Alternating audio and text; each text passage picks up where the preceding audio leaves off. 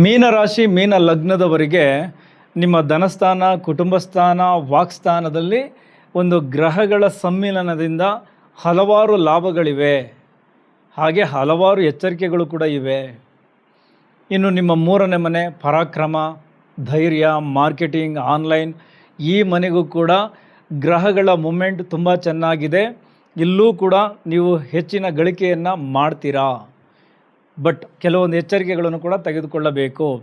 ಅದೇ ರೀತಿ ನಿಮ್ಮ 4ನೇ ಮನೆ ಗುರುವಿನ ಸಂಚಾರ ಆಲ್ರೆಡಿ ಆಗ್ತಾ ಇದೆ. ಅಲ್ಲಿಗೆ ಶುಕ್ರ ಬಂದಾಗ ಅದು ಲಕ್ಷ್ಮಿ ಯೋಗ ಆಗಿ ಕ್ರಿಯೇಟ್ ಆಗುತ್ತೆ. ಹಲವಾರು ಕ್ಷೇತ್ರಗಳಲ್ಲಿ ಹಣ ಗಳಿಕೆಯು ಚೆನ್ನಾಗಿರುತ್ತೆ. ಉಳಿದಂತೆ ಇನ್ನೂ ಹಲವಾರು ವಿಚಾರಗಳನ್ನು ಕವರ್ ಮಾಡಬಹುದು. ಇನ್ನು ನಿಮ್ಮ 6ನೇ ಮನೆಯಲ್ಲಿ ಕೇತುವಿನ ಸಂಚಾರ ಇದೆ.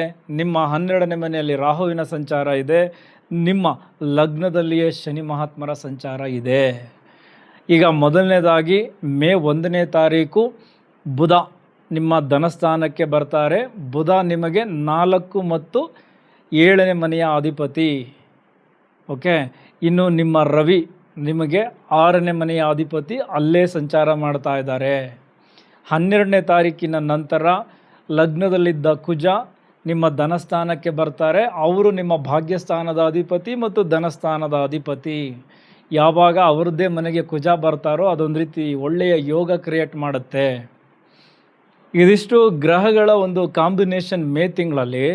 ಸೊ ಈ ಗ್ರಹಗಳ ಬಲದಿಂದ ನಿಮಗೆ ಹೇಗಿದೆ ಮೇ ತಿಂಗಳು? ಮೊದಲನೇದಾಗಿ ರಾಹುವಿನ ಇಂಪ್ಯಾಕ್ಟ್ ತುಂಬ ದಿನದಿಂದ ನಿಮ್ಗೆ ಅದೇ ರೀತಿ ಆಗ್ತಾ ಇರುತ್ತೆ. ನಿದ್ದೆ ಬರ್ತಾ ಇರಲ್ಲ, ನೈಟಲ್ಲಿ ಸುಮ್ಮನೆ ಕಾಲಹರಣ ಆಗ್ತಾಯಿದೆ. ಬಟ್ ಯಾರ್ಯಾರು ವಿದೇಶಕ್ಕೆ ಲಿಂಕ್ ಆಗಿದ್ದೀರಾ, ಬಿಸ್ನೆಸ್ ಮಾಡ್ತಾ ಇದ್ದೀರಾ, ಕೆಲಸ ಮಾಡ್ತಾ ಇದ್ದೀರಾ, ಸೊ ನಿಮಗೆ ಈ ರಾಹು ತುಂಬ ಚೆನ್ನಾಗಿ ಕೆಲಸ ಮಾಡ್ತಾ ಇರ್ತಾರೆ.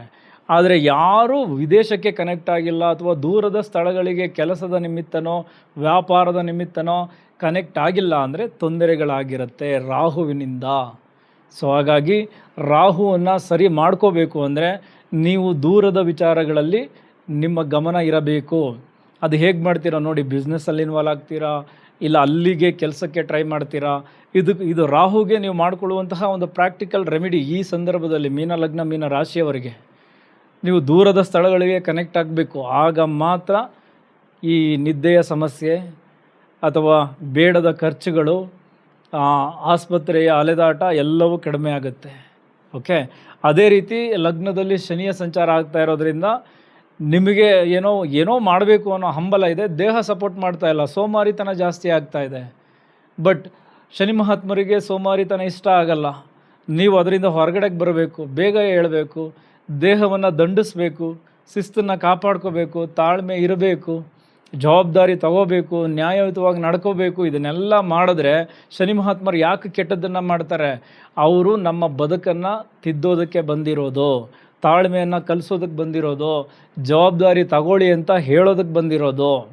ನೀವು ಇದನ್ನೆಲ್ಲ ಮಾಡಿದ್ರೆ ಯಾರು ಒಳ್ಳೆಯವರು ಅವರು ನಿಮ್ಮ ಜೊತೆಗೆ ಉಳ್ಕೊಳ್ತಾರೆ, ಯಾರು ಕೆಟ್ಟವರು ಅದನ್ನೆಲ್ಲ ಶನಿ ಮಹಾತ್ಮರೇ ಕಳಿಸ್ಬಿಡ್ತಾರೆ. ಸೊ ಆಗೋದೆಲ್ಲ ಒಳ್ಳೆಯದಕ್ಕೆ ನೀವು ಒಳ್ಳೆಯ ರೀತಿಯಲ್ಲಿದ್ದರೆ ಶನಿ ಮಹಾತ್ಮರ ಸಂಚಾರದಿಂದ ಅದನ್ನು ಅರ್ಥ ಮಾಡ್ಕೊಳ್ಳಿ. ಓಕೆ. ಈಗ ನಿಮ್ಮ ಧನಸ್ಥಾನಕ್ಕೆ ಬರೋಣ. 2ನೇ ಮನೆಯಲ್ಲಿ ಬುಧನ ಸಂಚಾರ, 6ನೇ ಮನೆಯ ಅಧಿಪತಿ ರವಿಯ ಸಂಚಾರ. ಇದರಿಂದ ಬಹಳ ಪ್ರಮುಖವಾಗಿ ನಿಮಗೆ ಮೊದಲು ಈ ಸರ್ಕಾರಿ ಸಂಬಂಧಿತ ವ್ಯವಹಾರಗಳಲ್ಲಿ ಯಾರ್ಯಾರು ಇನ್ವಾಲ್ವ್ ಆಗಿದ್ದೀರಾ, ಟೆಂಡರ್ ತಗೊಳ್ಳೋದು, ಕೆಲಸ ಮಾಡೋದು, ಈ ಥರದ ವೃತ್ತಿಯಲ್ಲಿರೋರಿಗೆ ನಿಮಗೆ ಡೆಫಿನೆಟ್ಲಿ ಈ ಧನಸ್ಥಾನದ ಈ ಗ್ರಹಗಳ ಕಾಂಬಿನೇಷನಿಂದ ಮೇ ತಿಂಗಳು ಅದ್ಭುತವಾಗಿರುತ್ತೆ. ನಿಮ್ಮ ಬಿಲ್ಸ್ ಎಲ್ಲ ಕ್ಲಿಯರ್ ಆಗುತ್ತೆ. ರವಿ ಸರ್ಕಾರಿ ಕಾರಕನೂ ಹೌದು, ಪಿತೃಕಾರಕನೂ ಹೌದು, ಆತ್ಮಕಾರಕನೂ ಹೌದು. ಹಾಗಾಗಿ ಸ್ವಲ್ಪ ಆತ್ಮಬಲ ತುಂಬ ಚೆನ್ನಾಗಿರುತ್ತೆ, ಧೈರ್ಯವು ಚೆನ್ನಾಗಿರುತ್ತೆ. ನಿಮ್ಮ ವ್ಯವಹಾರಗಳನ್ನು ತುಂಬ ಚೆನ್ನಾಗಿ ಬಳಸ್ಕೊಳ್ತೀರಾ. ಜೊತೆಗೆ ನಿಮ್ಮ ಪಿತ್ರಾರ್ಜಿತ ಆಸ್ತಿ ನಿಮ್ಮ ಕೈ ಸೇರುತ್ತೆ ಮೇ ತಿಂಗಳಲ್ಲಿ. ಅದಕ್ಕೆ ನೀವೇನಾದರೂ ಟ್ರೈ ಮಾಡ್ತಾ ಇದ್ದರೆ. ಇನ್ನು ಅದೇ ರೀತಿ ಬುಧ ಕಮ್ಯುನಿಕೇಷನ್ ವಿಚಾರದ ಬಗ್ಗೆ ತಿಳಿಸ್ತಾರೆ. ಸೊ ಹಾಗಾಗಿ ಯಾರು ಈ ಶಿಕ್ಷಣ ಸಂಸ್ಥೆಗಳನ್ನು ನಡೆಸ್ತಾ ಇದ್ದೀರಾ, ಟೀಚಿಂಗ್ ಜಾಬ್ ಮಾಡ್ತಾ ಇದ್ದೀರಾ, ಕನ್ಸಲ್ಟೆಂಟ್ ಆಗಿ ಕೆಲಸ ಮಾಡ್ತಾ ಇದ್ದೀರಾ, ನಿಮ್ಮೆಲ್ಲರಿಗೂ ತುಂಬ ಚೆನ್ನಾಗಿರುತ್ತೆ ಈ ಬುಧನ ಸಂಚಾರದಿಂದ. ಅಲ್ಲಿಗೆ 12ನೇ ತಾರೀಕು ಕುಜ ಬರ್ತಾರಲ್ಲ, ಅವರದ್ದೇ ಮನೆ ಭಾಗ್ಯವನ್ನು ಕೂಡ ಆ್ಯಕ್ಟಿವೇಟ್ ಮಾಡ್ತಾರೆ ಧನಸ್ಥಾನಕ್ಕೆ ಬಂದು. ಹಾಗಾಗಿ ಈ ರಿಯಲ್ ಎಸ್ಟೇಟ್ ಸಂಬಂಧಿತ ವ್ಯವಹಾರಗಳನ್ನು ಮಾಡೋರಿಗೆ ಅದೃಷ್ಟಗಳು ಕ್ರಿಯೇಟ್ ಆಯಿತು ಅಂತ ಅರ್ಥ. ಸೊ ನಿಮ್ಮ ಸ್ಥಿರಾಸ್ತಿ ಮಾರಾಟಕ್ಕೆ ಇದು ಒಳ್ಳೆಯ ಸಮಯ, ನಿಮ್ಮ ಪ್ರಾಜೆಕ್ಟ್ಗಳನ್ನು ಮೂವ್ ಮಾಡಲಿಕ್ಕೆ ಇದು ಒಳ್ಳೆಯ ಸಮಯ. ಅದೇ ರೀತಿ ಕುಜ ತಾಂತ್ರಿಕ ಕ್ಷೇತ್ರವನ್ನು ಸೂಚಿಸ್ತಾರೆ, ಸ್ಪೆಷಲಿ ಇಂಜಿನಿಯರಿಂಗ್. ಸೊ ಇಲ್ಲಿ ವೃತ್ತಿ ಮಾಡ್ತಾ ಇರೋರಿಗೆ ಮತ್ತು ಇದನ್ನು ಬಿಸ್ನೆಸ್ ಆಗಿ ತಗೊಂಡಿರೋರಿಗೆ ಈ ಒಂದು ತಿಂಗಳು ತುಂಬ ಚೆನ್ನಾಗಿರುತ್ತೆ. ಅಂದರೆ ನಿಮ್ಮ ಬಿಸ್ನೆಸ್ ಇನ್ನೊಂದು ಹಂತಕ್ಕೆ ಹೋಗುತ್ತೆ. ಆ ಕ್ಷೇತ್ರದಲ್ಲಿ ವೃತ್ತಿ ಮಾಡ್ತಾ ಇರೋರಿಗೆ ನಿಮ್ಮ ಸಂಬಳ ಜಾಸ್ತಿ ಆಗುತ್ತೆ, ನಿಮ್ಮ ಪೊಸಿಷನ್ ಚೇಂಜ್ ಆಗುತ್ತೆ. ಓಕೆ, ಇದು ಎರಡನೇ ಮನೆಯ ಒಂದು ಧನ ವಿಚಾರಗಳಿಗೆ ಸಂಬಂಧಪಟ್ಟಂತಹ ವಿಚಾರಗಳು. ಈಗ ಇದೇ ಎರಡನೇ ಮನೆ ಕುಟುಂಬ ಸ್ಥಾನ ಆಗಿರೋದ್ರಿಂದ ಇಲ್ಲಿಗೆ ಈ ಗ್ರಹಗಳು ಬರೋದ್ರಿಂದ ನಿಮ್ಮ ನಡತೆ ಸ್ವಲ್ಪ ಬದಲಾಗುತ್ತೆ, ಆ್ಯಟಿಟ್ಯೂಡ್ ಚೇಂಜ್ ಆಗುತ್ತೆ, ಸ್ವಲ್ಪ ಹಠ, ಕೋಪ, ಸಿಟ್ಟು ಎಲ್ಲವೂ ಜಾಸ್ತಿ ಆಗುತ್ತೆ ನಿಮ್ಮ ಮಾತಿನಲ್ಲಿ. ಇದರಿಂದ ನಿಮ್ಮ ಕುಟುಂಬ ಅಲ್ಲೂ ಸ್ವಲ್ಪ ತೊಂದರೆಗಳನ್ನು ಮಾಡ್ಕೊಳ್ತೀರಾ. ಜೊತೆಗೆ ನಿಮ್ಮ ಮೇಲಧಿಕಾರಿಗಳ ಜೊತೆ ಮಾತನಾಡಬೇಕಾದ್ರೆ, ಹೈಕಮಾಂಡ್ ಅಥವಾ ನಿಮ್ಮ ಮೇಲಿನ ರಾಜಕಾರಣಿಗಳ ಜೊತೆ ವ್ಯವಹರಿಸಬೇಕಾದ್ರೆ, ನಿಮ್ಮ ಉದ್ಯೋಗ ಕ್ಷೇತ್ರಗಳಲ್ಲಿ ನಿಮ್ಮ ಟೀಮ್ ಲೀಡರ್ ಅಥವಾ ನಿಮ್ಮ ಸಹೋದ್ಯೋಗಿಗಳು, ಇಲ್ಲಿ ನಿಮ್ಮ ಮಾತಿನ ಒಂದು ವಿಚಾರ ದಾಟಿಯಿಂದನೇ ನಿಮ್ಮ ಸಂಬಂಧಗಳು, ನಿಮ್ಮ ಬಿಸ್ನೆಸ್ಗಳು ಹಾಳಾಗುತ್ತೆ. ಹಾಗಾಗಿ ಸೊ ಎರಡನೇ ಮನೆಯ ಇಂಪ್ಯಾಕ್ಟ್ ಚೆನ್ನಾಗಿದ್ದರೂ ಅದು ಇನ್ನೊಂದು ಕಡೆ ನೆಗೆಟಿವ್ ತೋರಿಸ್ತಾ ಇರೋದ್ರಿಂದ ಮಾತಿನಲ್ಲಿ ಹಿಡ್ತಾ ಇರಬೇಕು. ಜೊತೆಗೆ ಸ್ವಲ್ಪ ವ್ಯವಹರಿಸಬೇಕಾದರೆ ಕ್ಯಾಲ್ಕುಲೇಟೆಡ್ ಆಗಿ ಮಾತನಾಡಿ ವ್ಯವಹಾರಗಳನ್ನು ಮುಗಿಸಬೇಕು. ಸಿಟ್ಟನ್ನು ಕಡಿಮೆ ಮಾಡ್ಕೊಳ್ಳಿ, ತಾಳ್ಮೆ ಜೊತೆಗಿರಲಿ. ಓಕೆ, ಇನ್ನು ಎರಡನೇ ಮನೆ ನಮ್ಮ ಬಾಯಿ, ಹಲ್ಲಿನ ಸಮಸ್ಯೆಗಳು ಜಾಸ್ತಿ ಆಗಬಹುದು. ಈಗ ಆಲ್ರೆಡಿ ಅದರಲ್ಲಿ ಸಮಸ್ಯೆಗಳಿಂದ ಬಳಲ್ತಾ ಇರೋರಿಗೆ. ಇನ್ನು ಕಣ್ಣು, ರವಿ. ಸೊ ಹಾಗಾಗಿ ಹಿರಿಯ ನಾಗರಿಕರಿಗೆ ಕಣ್ಣಿನ ಆಪ್ರೇಷನ್ಸ್ಗಳು ಎದುರಾಗಬಹುದು. ಪ್ಲ್ಯಾನ್ ಮಾಡ್ಕೊಂಡಿರಬಹುದು ಮೇ ತಿಂಗಳಲ್ಲಿ ಮಾಡಿಸ್ಬೇಕು ಅಂತ. ಅದರ ಜೊತೆಗೆ ಈ ದೃಷ್ಟಿ ಸಮಸ್ಯೆಗಳು ಎದುರಾಗುತ್ತೆ. ಅಂದರೆ ಸ್ಪೆಕ್ಸ್ ಬರುತ್ತೆ ಕಣ್ಣಿಗೆ, ಹೈ ಚೆಕಪ್ಗೆ ಮುಂದಾಗ್ತೀರಾ. ಈ ಥರದ ಇಶ್ಯೂಸ್ಗಳೆಲ್ಲ ಎರಡನೇ ಮನೆಯಿಂದ ಇದೆ. ಆರೋಗ್ಯದಲ್ಲಿ ಎಚ್ಚರಿಕೆಗಳನ್ನು ತೆಗೆದುಕೊಳ್ಬೇಕು. ಆಮೇಲೆ ಕುಜ ರಕ್ತಕಾರಕ, ರವಿ ಸ್ವಲ್ಪ ಉಷ್ಣತೆ, ಬಾಡಿ ಹೀಟ್ ಜಾಸ್ತಿ ಆಗುತ್ತೆ, ಚೆನ್ನಾಗಿ ನೀರು ಕುಡಿಬೇಕು. ಬಿ ಪಿ ರಿಲೇಟೆಡ್ ಇಶ್ಯೂಸ್ ಜಾಸ್ತಿ ಆಗುತ್ತೆ, ಸೊ ಅದರ ಕಂಟ್ರೋಲ್ ನೀವು ಮಾಡ್ಕೊಳ್ಬೇಕು. ಬುಧ ನರ ಮತ್ತು ಸ್ಕಿನ್, ಇದರ ವಿಚಾರಗಳಲ್ಲೂ ಕೂಡ ಸ್ವಲ್ಪ ತೊಂದರೆಗಳು ಎದುರಾಗುತ್ತೆ. ಹಾಗಾಗಿ ಯಾರ್ಯಾರು ಸ್ಕಿನ್ ರಿಲೇಟೆಡ್ ಇಶ್ಯೂಸಲ್ಲಿ ಬಳಲ್ತಾ ಇದ್ದೀರಾ, ಸ್ವಲ್ಪ ಎಕ್ಸ್ಟ್ರಾ ಕೇರ್ ಮಾಡಿ. ಅದರ ಜೊತೆಗೆ ಈ ನರಗಳಿಗೆ ಸಂಬಂಧಪಟ್ಟಂತಹ ವಿಚಾರಗಳಲ್ಲೂ ಈ ಎರಡನೇ ಮನೆಯ ಇಂಪ್ಯಾಕ್ಟಿಂದ ಸ್ವಲ್ಪ ತೊಂದರೆಗಳು ಎದುರಾಗುತ್ತೆ. ಇದಿಷ್ಟು ಎರಡನೇ ಮನೆಯ ಆರೋಗ್ಯದ ವಿಚಾರಗಳು. ಇನ್ನು ಊಟದ ವಿಚಾರಗಳಲ್ಲೂ ಎಚ್ಚರಿಕೆ ಇರಬೇಕು, ಯಾಕೆಂದರೆ ಆಹಾರವನ್ನು ಸೂಚಿಸುತ್ತೆ. ಇಲ್ಲಿ ಇವರೆಲ್ಲ ಬಂದ ಮೇಲೆ ಸ್ವಲ್ಪ ಮಸಾಲೆ ಪದಾರ್ಥಗಳ ಹತ್ರ ನಿಮ್ಮ ಗಮನ ಜಾಸ್ತಿ ಹೋಗುತ್ತೆ. ಸೊ ಹಾಗಾಗಿ ಇದರಿಂದ ಈ ಅಸಿಡಿಟಿ, ಗ್ಯಾಸ್ಟ್ರಿಕ್ ಈ ಥರದ ಸಮಸ್ಯೆಗಳು ಕೂಡ ಎದುರಾಗುತ್ತೆ. ಸೊ ಊಟದ ಕಡೆ ಹೆಚ್ಚಿನ ಗಮನ ಇರಲಿ. ಈಗ ನಿಮ್ಮ ಮೂರನೇ ಮನೆಯಲ್ಲಿ ಯಾರಿದ್ದಾರೆ? ಶುಕ್ರ ಇದ್ದಾರೆ. ಶುಕ್ರ ಮೂರನೇ ಮನೆಯ ಅಧಿಪತಿಯೂ ಹೌದು, ಅಷ್ಟಮ ಸ್ಥಾನದ ಅಧಿಪತಿಯೂ ಹೌದು. ಒಂದಷ್ಟು ಅನಿರೀಕ್ಷಿತ ಬದಲಾವಣೆಗಳು ನಿಮ್ಮ ಬದುಕಿನಲ್ಲಿ ತಂದುಕೊಡೋದಕ್ಕೆ ಶುಕ್ರ ಕಾರಣ ಆಗ್ತಾರೆ ಮೇ ತಿಂಗಳು. ಅದು ಕಲಾವಿದರ ಲೈಫಲ್ಲಿ, ಡೆಫಿನೆಟ್ಲಿ ಸಿನಿಮಾ ಕ್ಷೇತ್ರದಲ್ಲಿರೋರಿಗೆ ಒಂದು ಅದ್ಭುತವಾದ ಬದಲಾವಣೆ, ನೀವೇ ಎಕ್ಸ್ಪೆಕ್ಟ್ ಮಾಡಿರಲ್ಲ ಆ ಥರದ ಬದಲಾವಣೆಗಳು ಈ ಒಂದು ಮೇ ತಿಂಗಳು ನೀವು ಅನುಭವಿಸ್ತೀರಾ.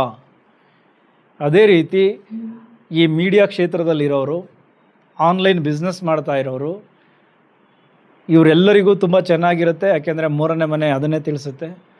ಸ್ಪೆಷಲಿ ಕೈ ಚಳಕ ಶುಕ್ರ ಅಲ್ಲಿರೋದ್ರಿಂದ ಈ ಮ್ಯೂಸಿಷಿಯನ್ಸ್ ಜೊತೆಗೆ ಆರ್ಟಿಸ್ಟ್, ಬೇರೆ ಬೇರೆ ಈ ಕೈಯನ್ನು ಬಳಸಿ ಏನೇನು ಕೆಲಸ ಮಾಡ್ತಾ ಇದ್ದೀರಾ, ಡೆಫಿನೆಟ್ಲಿ ನಿಮ್ಮ ಕೆಲಸಗಳೆಲ್ಲವೂ ತುಂಬ ಚೆನ್ನಾಗಿರುತ್ತೆ. ಇದರಿಂದ ಗೌರವವೂ ಕೂಡ ಪ್ರಾಪ್ತಿಯಾಗುತ್ತೆ, ಹಣ ಗಳಿಕೆಯೂ ಕೂಡ ಜಾಸ್ತಿ ಆಗುತ್ತೆ. ಇನ್ನು ಮೂರನೇ ಮನೆ ಮೀಡಿಯಾ, ಡಿಜಿಟಲ್ ಈ ಥರದ್ದೆಲ್ಲ ವಿಚಾರಗಳನ್ನು ತಿಳಿಸುತ್ತೆ. Online, internet, so communication based ಇದೆಲ್ಲ ತಿಳಿಸೋದ್ರಿಂದ ಆ ಥರದ ಕ್ಷೇತ್ರಗಳಲ್ಲಿ ತುಂಬ ಒಳ್ಳೆಯ ಹಣ ಗಳಿಕೆ ಇದೆ, ಜನಪ್ರಿಯತೆಯನ್ನು ಜಾಸ್ತಿ ಮಾಡಿಕೊಡ್ತಾರೆ ಶುಕ್ರ.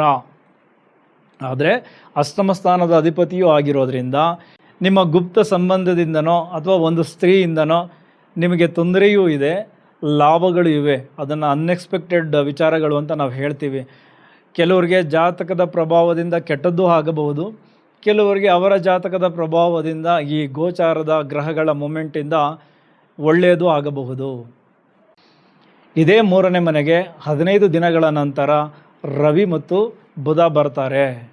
ಮೂರನೇ ಮನೆ ಪರಾಕ್ರಮ ಸ್ಥಾನ, ರವಿ ಅಲ್ಲಿಗೆ ಬಂದಾಗ ಇನ್ನಿಲ್ಲದ ಧೈರ್ಯ, ಸ್ವಲ್ಪ ಅಲೆದಾಟ, ಕೆಲಸದ ಸಂಬಂಧಿತ ಒಂದು ಶಾರ್ಟ್ ಟ್ರಾವೆಲ್ ಎದುರಾಗತ್ತೆ, ಮಾಡಿ. ಅದೇ ರೀತಿ ನೀವು ತುಂಬ ಹತ್ತಿರದ ಪ್ಲೇಸ್ಗೆ ಟ್ರಾನ್ಸ್ಫರನ್ನು ಬಯಸ್ತಾ ಇದ್ದೀರಾ, ಪೋಸ್ಟ್ ಬಡ್ತಿಯನ್ನು ಬಯಸ್ತಾ ಇದ್ದೀರಾ ಅಂದರೆ ಮೂರನೇ ಮನೆಗೆ ರವಿ ಯಾವಾಗ ಬರ್ತಾರೆ ನಿಮಗೆ ಪೋಸ್ಟಿಂಗ್ ಚೇಂಜ್ ಆಗುತ್ತೆ, ಟ್ರಾನ್ಸ್ಫರು ಆಗುತ್ತೆ. ಸೊ ಒಳ್ಳೆಯ ಟ್ರಾನ್ಸ್ಫರ್, ಒಳ್ಳೆಯ ಬೆಳವಣಿಗೆ. ಸೊ ಅದೇ ರೀತಿ ಕಂಟೆಂಟ್ ಕ್ರಿಯೇಟರ್ಸ್, ರೈಟರ್ಸ್, ಈ ಕಮ್ಯುನಿಕೇಷನ್ ಜಾಬ್ ಮಾಡ್ತಾ ಇರೋರು, ಆನ್ಲೈನಲ್ಲಿ ಇನ್ವಾಲ್ವ್ ಆಗಿರೋರು, ನಿಮ್ಮೆಲ್ಲರಿಗೂ ಬುಧನ ಇಂಪ್ಯಾಕ್ಟಿಂದ ಹಣ ಗಳಿಕೆ ತುಂಬ ಚೆನ್ನಾಗಿರುತ್ತೆ. ಓಕೆ, ಇಲ್ಲಿ ಮೂರನೇ ಮನೆಗೆ ಬಂದಾಗ ನಿಮ್ಮ ಕಿರಿಯ ಸಹೋದರ, ಕಿರಿಯ ಸಹೋದರಿ, ನಿಮ್ಮ ನೆರೆ ಹೊರೆಯವರ ಜೊತೆ ಮಾತನಾಡಬೇಕಾದ್ರೆ ಸ್ವಲ್ಪ ನೀವು ತಾಳ್ಮೆ ವಹಿಸಬೇಕು. ಸಂಬಂಧಗಳನ್ನು ಉಳಿಸಿಕೊಳ್ಳುವ ಲೆಕ್ಕದಲ್ಲಿ ಮಾತನಾಡಬೇಕು, ಸಂಬಂಧಗಳನ್ನು ಹಾಳು ಮಾಡ್ಕೋಬಾರ್ದು. ಓಕೆ, ನಿರ್ಧಾರ ತೆಗೆದುಕೊಳ್ಳೋದಕ್ಕೆ ಇದು ಒಳ್ಳೆಯ ಸಮಯ.